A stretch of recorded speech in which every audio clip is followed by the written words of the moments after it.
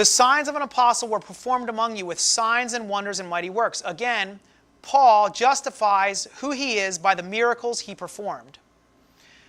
These deacons they set before the apostles, and they prayed and laid their hands on them. Then they laid their hands on them, and they received the Holy Spirit. Now Simon saw that the Holy Spirit was given through the laying on of the apostles' hands. I remind you, Timothy, to fan into flame the gift of God which is in you through the laying on of my hands. Okay, so this process, the laying on of hands, is part of what confirmed them as apostles, along with miracles. When the apostles died, the special revelation and miraculous confirmation passed away also. After Pentecost, the special sign gifts were given only to and through the apostles. When the apostles died, so did the miraculous signs of an apostle die with them. When apostles died, they were not replaced with other apostles. Rather, elders were appointed in each church to carry on the ministry. You notice that there's not an apostolic leadership that continues on. That's over by the time the apostles died. Now it's elders, not apostles. But Jesus promised to guide them into all truth and bring all things to their remembrance. Thus the apostles were responsible by the guidance of the Spirit to produce and preserve the whole of Jesus' teaching for the faith and practice of all future generations of believers.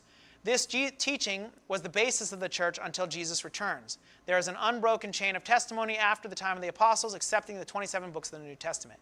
And that's why we trust that those books go in the New Testament, that they are from God, but the others are not of God. It makes complete sense.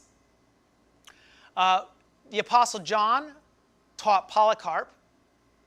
Polycarp was a pastor in Smyrna and had been a disciple of John the Apostle. Christians were being executed as atheists in the arena, and the crowd called for Polycarp to be brought in. He was found by the authorities after they tortured one of his stewards.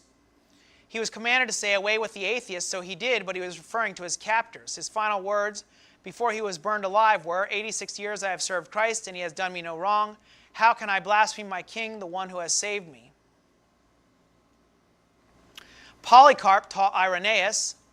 He was in the 2nd century. Indeed, they have arrived at such a pitch of audacity as to entitle their comparatively recent writing The Gospel of Truth, though it agrees in nothing with the Gospels of the Apostles, so that they have really no gospel, which is not full of blasphemy, but that these Gospels of the Apostles alone are true and reliable, and admit neither an increase nor diminution of the aforesaid number I have proved by so many and such arguments. So Irenaeus argues that it's only the 4 Gospels that are the Gospels.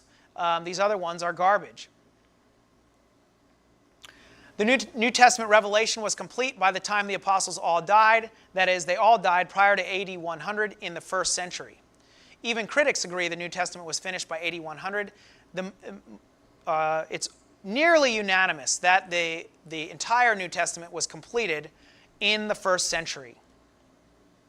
Even those who are not Christians, biblical scholars agree this. All books after that in the 2nd and 3rd centuries are apocryphal works.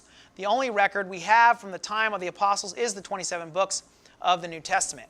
God's revelation was complete, as Jesus promised, with the 27 New Testament books.